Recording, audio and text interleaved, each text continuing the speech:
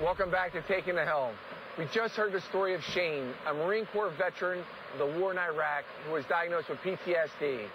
Unfortunately, Shane's story is all too common. Countless veterans have found that while their service may have ended, their battle back home has not. My next guests are working to close the gap between what our nation's veterans need and what the government is doing.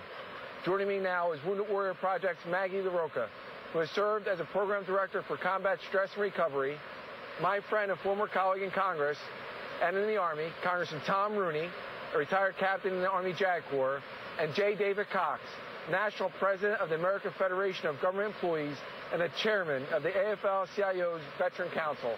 David was a VA nurse for 25 years. So thanks so much, everybody, for joining me. Maggie, tell us, that was an incredible story about Shane and the Wounded Warrior Project. Tell us what the Wounded Warrior Project is. Absolutely, absolutely. The mission of the Wounded Warrior Project is to honor and empower wounded veterans, and our vision is to have the most successful, well-adjusted generation of veterans in this nation's history. Shane's story really embodies everything that we do, our 19 programs and services that we offer to the warriors and the families as they return home. And Shane is such a courageous example and how warriors them every day.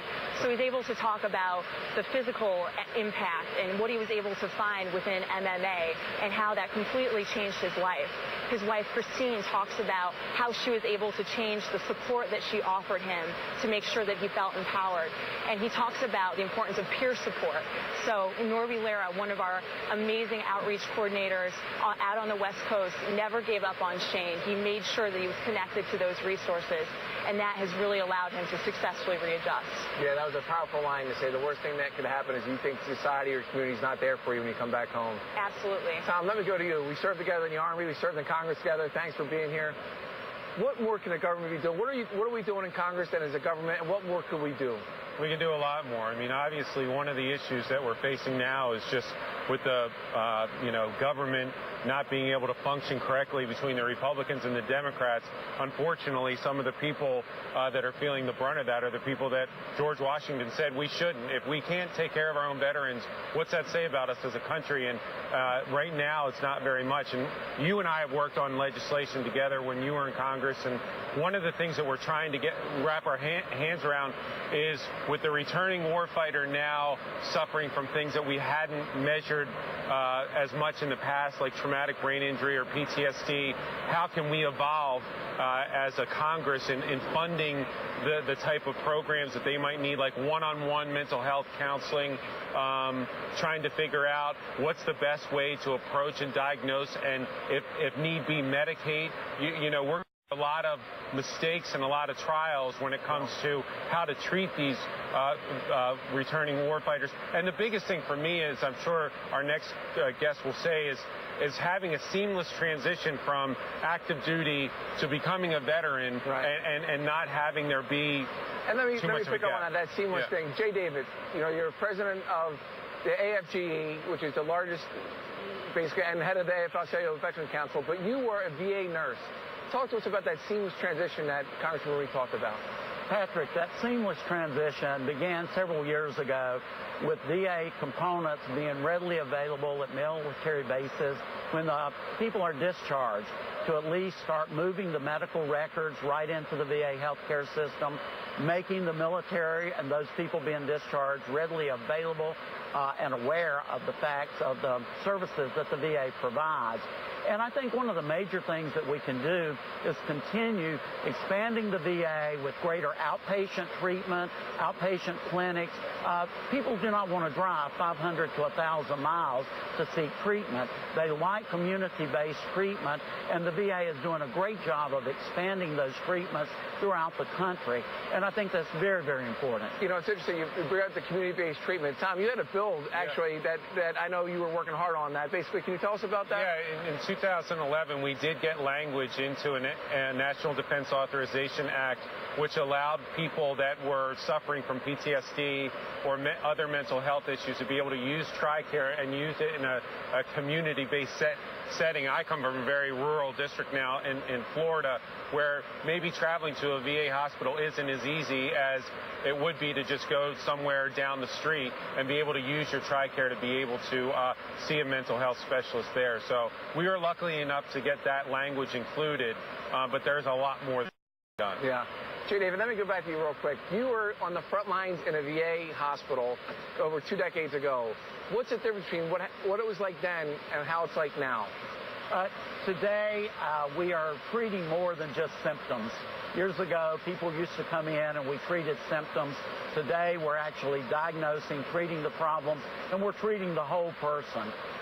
Many times people show up complaining with their knee, their shoulder, something like that, but it doesn't take long at all to realize they're suffering from post-traumatic stress or depression, other mental illnesses that they don't speak of as readily as they'll tell you about something's wrong with their knee or shoulder. Yeah, and it's interesting because a lot of these heroes coming back from Iraq and Afghanistan, a lot of times they'll survive some of the wounds, losing a limb that they would have not survived if it was Korea or Vietnam. Maggie, how about the Wounded Warrior Project? You know, you take care of veterans that, even if they lost a limb or anything, and what are some of the things that you do as far as initiatives to let veterans know what you're doing? Absolutely. One of the best things that we can do is to raise awareness about the reintegration challenges that warriors face. They're coming back to economic uncertainty, possibly job loss, the complexity of having to deal with the invisible wounds of war. And we know that as the 1.2 million service members return home, they're not returning to a base, they're returning to a community. Right. And so our goal is to make sure that the public is aware of what those challenges are and that we are out there spreading the word to make sure that no warrior falls through the cracks. Yeah, and that's so important because you look at these warriors coming back, 22 veterans commit suicide every day.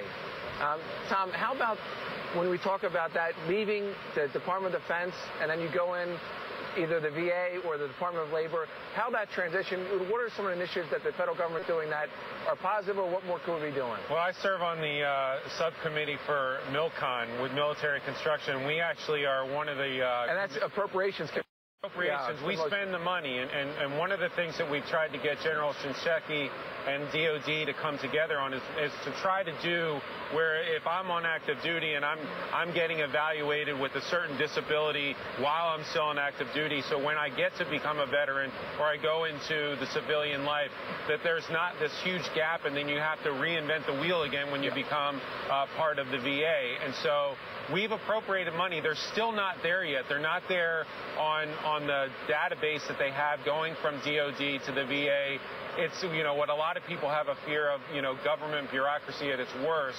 But I do think that Shinseki gets the message from us when we sit across from each other in that committee that it's not acceptable, and he understands that. So time's running out, though. I mean, he's got to get it right. And I do think, I know when we were first in Congress serving together, you know, when I left Iraq 10 years ago, you know, I left to go back to Bucks County, Pennsylvania, and I didn't have any training. Now it's 3-day program transition, but there is more to be doing. And we need to incorporate, as you know, private sector and the public sector as well. J. David, what do you think some of the challenges ahead of us are moving forward as far as budgets and when it comes to our veterans? I think clearly a challenge of funding the VA as funding the federal government, and I agree with the congressman. We need Democrats and Republicans to join together and to properly fund the VA. We ask men and women to go to war, to sacrifice, to put their lives on the line. We have an obligation and a responsibility as a nation to fund the VA, to provide those services. I believe that every man and woman who has ever served this country honorably that has paid their health insurance premiums in full for the rest of their lives. Yes. God bless you. I agree with you, J. David. J. David, thank you so much. Tom, thanks so much for being here. Maggie, so great to have you here on set. There are more stories we told.